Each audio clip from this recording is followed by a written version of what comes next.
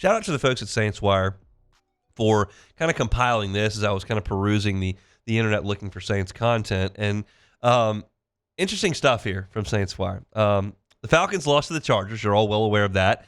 And that extends their losing streak to 3 games. Every member of the NFC South has a 3-game losing streak at some point this year. No other division is that the case for in the entire NFL.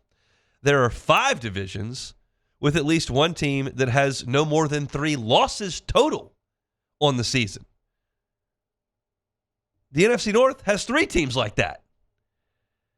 So it's a division that is still bad. We looked at the way that Tampa played late last season and thought, well, they're playing pretty good football. And we looked at the Falcons adding Kirk Cousins to what is an offense that has a lot of toys with Pitts and Robinson and London and the whole deal. And we thought, well, that'll put them over. I said that. I picked the Falcons to win the division. They still could. And we knew that the Panthers were dysfunctional, but they're still trying to get this thing right with whatever coach it's going to be, and if it's going to be Bryce Young or whatever, and maybe they'll take another quarterback this year, but whatever. But the division's bad, and the Saints are bad. And I don't really care about the trajectory of the Bucs or the Falcons or the Panthers. I'm more concerned with the trajectory of the Saints. And what I think is easy to do if you're in the Saints front office, not a Saints fan, not an analyst, but if you're in the Saints front office, it would be easy to look at the division and lower your standard. It would. Because ultimately, the first thing you're trying to do is win the division. Get you a home playoff game. You're in the playoffs, first of all, and it gets you a home playoff game. So the first order of business is to win the division. Then you start competing with your conference. And if you win your conference, you win. You get to the Super Bowl. You obviously all know that. That's not rocket science.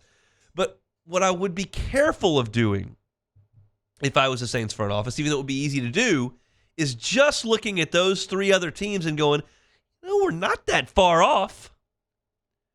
Because if in your division was Philly, was Detroit, was Green Bay, was Kansas City, was Buffalo. If any of these teams were right there in your backyard, well, you couldn't think that way. But ultimately, you're going to have to go through them. So this blanket that you could comfort yourself with and go, well, I'm not that far off, rip that thing off. You don't need to be worried about Tampa and Carolina and Atlanta. That's a pitiful brain fart. You don't need to be thinking about those 3 teams when you worry about the state of your organization.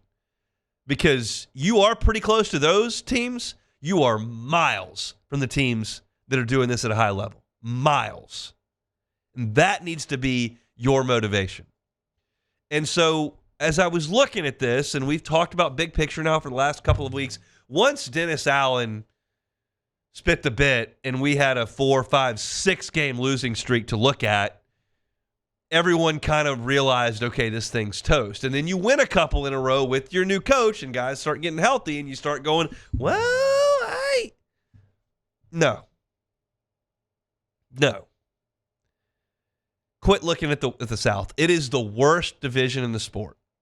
And if you want to look at the South and where you are in respect to those teams and how quickly you can rebuild, you can use that as a low bar on the way back up. But you can't use it to look inward at your organization and go, we're not that far off. You have to use that as the lowest rung on the ladder and realize that the lowest rung on the ladder is nowhere near the ceiling. And so hopefully that will allow the Saints to do some things that they have never really done. It started with Lattimore, but it needs to continue. Maybe it's trading back multiple times in the draft for more players and trying to hit on as many of these lottery tickets in the draft as you can. The opposite of what they always do, where they get rid of the 6th and 7th round picks to move up 4 spots in the 3rd. Trade the 2nd and 3rd round pick and get extra picks next year's draft and in the back end of this next draft. These are not things we ever see the Saints do. And Mickey Loomis has said time and time and time again, hey, we think that we identify players and go up to get them. Well, fine, but that didn't work because here we are. So I think that this perspective of the organization has got to change in such a major way. And I think it's evident when you look at the win-loss record over the last 3 years that they're not doing enough. But you need to look at that compared to the rest of the NFL, not the 3 screw-ups in your division, quite frankly. And I think that is an easy conversation for us on the outside to have because it seems so obvious, but it doesn't appear that the Saints ever see it that way. And we won't know if they feel that way until April.